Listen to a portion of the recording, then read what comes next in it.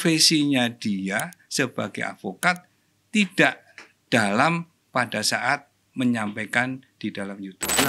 Antara lain Kejaksaan Agung. Disebutkan Kejaksaan Agung itu adalah sarang mafia. Lihat di YouTube-nya. Disebutkan Kejaksaan Agung itu adalah penuh dengan kotoran dan sampah. Itu kan institusi. Itu kan institusi. Kalau memang dia divonis dalam perkara oleh pengadilan, kenapa kejaksaan yang disalahkan? Ya. Selamat pagi masyarakat Indonesia yang saya hargai. Karena hingga minggu ketiga Kapolri tidak menepati janjinya akan Polri presisi, transparansi, dan sahabat Polri bagi yang mengkritik terkeras.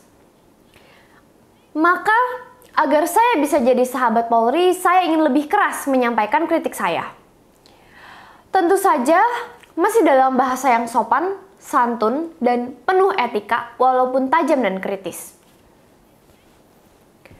Jika sebelumnya saya sudah menguak kesalahan opini ahli etik yang menyebut ayah saya sebagai pengamat hukum dan bukan sebagai advokat atau kuasa hukum, klien yang kasusnya dibicarakan dalam podcast YouTube, maka kali ini saya akan layani dan mari kita anggap opini ahli etik dari kepolisian itu benar. Bahwa ayah saya berbicara selaku pengamat hukum.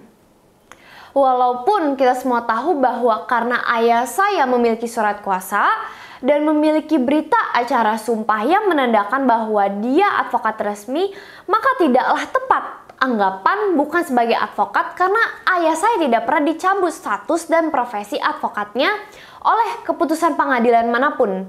Yang sebelumnya ayah saya telah dilantik secara resmi di Pengadilan Tinggi Lampung sebagai advokat di tahun 2017. Jika memang benar ayah saya berbicara Kejaksaan Agung adalah sarang mafia, itu adalah sebuah opini penilaian dan pendapat ayah saya secara pribadi sebagai pengamat hukum. Pertanyaannya, apakah sesuai dengan undang-undang dan aturan yang berlaku?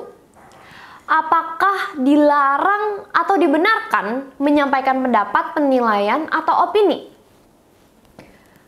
Sebelumnya telah saya kemukakan bahwa berdasarkan Undang-Undang ITE tidak ada istilah pencemaran nama baik institusi sebagaimana disampaikan secara asal-asalan oleh pengacara senior 40 tahun beracara. Yang bisa dicemarkan adalah nama dan harkat seseorang atau individu sebagaimana tertera di pasal 310 KUHP. Tidak ada disebut tentang opini sebagai unsur dalam aturan Undang-Undang ITE pasal 27 ayat 3 dan pasal 310 KUHP pidana tentang pencemaran nama baik.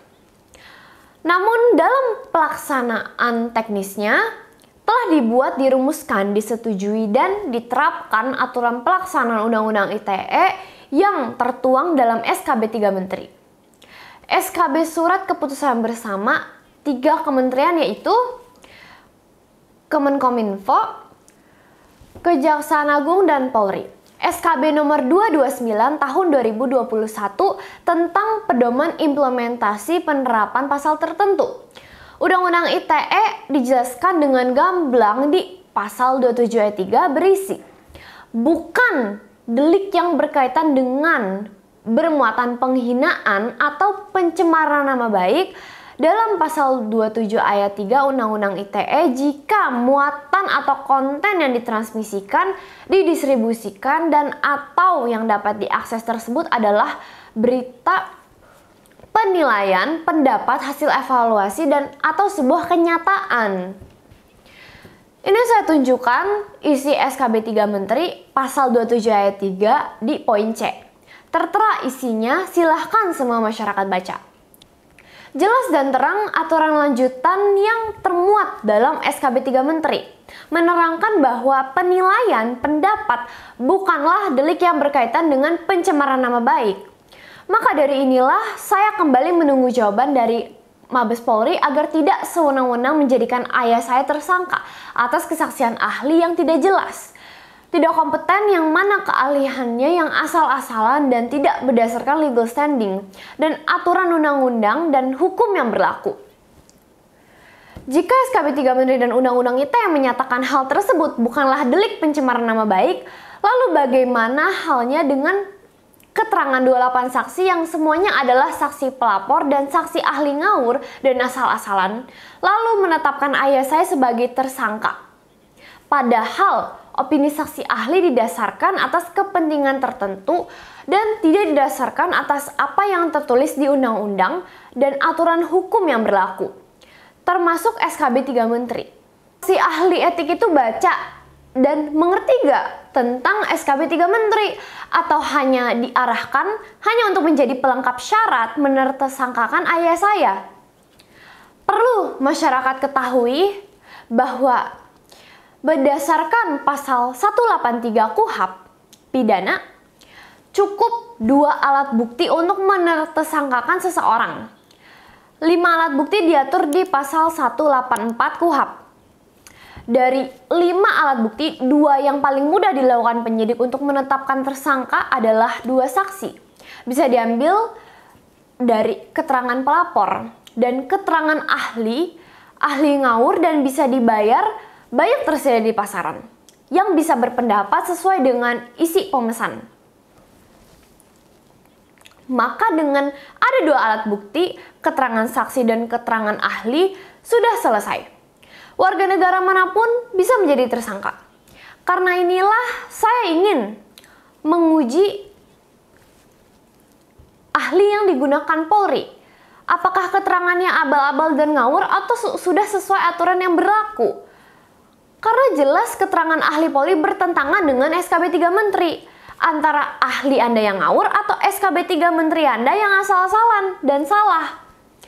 Juga akan menjadi pertanyaan saya ketika berdebat dengan Kapolri Jenderal Bintang 4 yang terhormat. Untuk apa dibuat SKB 3 Menteri jika dalam penerapannya anak buah Anda penyidik Polri sama sekali tidak mau menerapkannya? Ini ada ditandatangani Jenderal Listio Sigit loh dalam SKB 3 Menteri itu. Apakah penyidik Dirtipidum Cyber punya bintang lebih banyak daripada 4 bintang Bapak Listio Sigit sehingga bisa mengabaikan dan membuat aturan sendiri dalam penyidikan? Fungsi dan guna debat adalah agar masyarakat bisa melihat bagaimana transparansi yang didengungkan Kapolri nyata dapat diimplementasikan. Juga untuk menghindari debat kusir bolak-balik yang justru akan menyesatkan dan nantinya menimbulkan keresahan di masyarakat, saya ingin Kapolri memberikan penjelasan secara hukum dan tunjukkan dasar hukum mana yang menguatkan Polri untuk menetapkan ayah saya sebagai tersangka. Karena yang saya lihat dan saya jelaskan, penyidik Anda malah telah melakukan pelanggaran hukum dalam menerapkan ayah saya sebagai tersangka. Silahkan Bapak Kapolri bisa ajak pengacara Hotman Paris yang sudah 40 tahun beracara untuk membantu Bapak menjelaskan jika Bapak rasa perlu. Namun jika Polri menetapkan ayah saya sebagai tersangka atas keterangan saksi yang 28 orang keseluruhan adalah jaksa dan merasa bahwa dirinya sebagai oknum jaksa sampah yang disebut ayah saya, ditambah dengan kesaksian ahli yang asal-asalan, maka masyarakat bisa dengan jelas menilai bahwa beginilah cara modus Polri mengkriminalisasi pejuang keadilan yang membela masyarakat. Saya masih SMA, namun saya bisa membaca dan memahami aturan undang-undang terkait yang dikenakan terhadap ayah saya. Walau bahkan Hotman Paris sudah 40 tahun beracara tidak bisa membedakan antara orang dan institusi dan menganggap bahwa Kejaksaan Agung bisa dicemarkan dengan kata-kata ayah saya sayangkan selama 40 tahun beliau harusnya belajar bahasa Indonesia. Karena beliau terlalu sering bicara bahasa asing sehingga luntur bahasa Indonesianya. Tanyakan kepada ahli bahasa Indonesia, apakah Kejaksaan Agung itu orang atau tempat atau institusi? Bapak pengacara senior, cincin banyak, lambo dan sepatu Louboutin tidak membuat Anda semakin cerdas dan bukan lambang kesuksesan sebagai pengacara, namun hanya akan menambah kesombongan dan keangkuhan diri. Dalam pidana pencemaran nama baik saja buktinya Anda tidak paham dan salah. Harap Anda introspeksi diri dan belajar lagi. Ilmu Anda masih kurang, Pak Pengacara. Hukum sudah dibuat DPR dan wajib dijalankan semua orang. Tidak berarti karena Anda pengacara 40 tahun, beracara pengalaman, dan Jenderal Bintang 4 serta-merta bisa membuat hukum sendiri dan mengartikan hukum semaunya yang berlawanan dengan aturan hukum yang sudah dibuat, disetujui, dan dilaksanakan bersama. Bapak Kapolri yang terhormat, saya sekali lagi menantang Bapak berdebat hukum dengan saya dan saya siap menerima konsekuensi yang berlaku jika saya kalah. Saya yakin masyarakat dan netizen semuanya berharap dan menunggu Jenderal bisa menunjukkan kegagahan, kejantanan, dan kehormatan Bapak sebagai pimpinan tertinggi Polri. Walau saya masih SMA, tapi saya yakin bisa membuktikan bahwa ayah saya tidak bersalah dan tidak masuk delik pencemaran nama baik dalam videonya. Jika masih dirasa kurang, selain Hotman Paris, Jenderal boleh menyertakan staf ahli pidana Polri. Masyarakat menunggu pencerahan hukum dan implementasi janji-janji manis Kapolri. Semua agar Polri menjadi presisi berkeadilan. Terima kasih sebelumnya jika Bapak Jenderal bersedia menerima tantangan debat saya yang saya layangkan bukan untuk menghina ataupun melecehkan kepolisian, namun untuk diberi kesempatan membuktikan janji Bapak Kapolri yang tercinta. Terima kasih.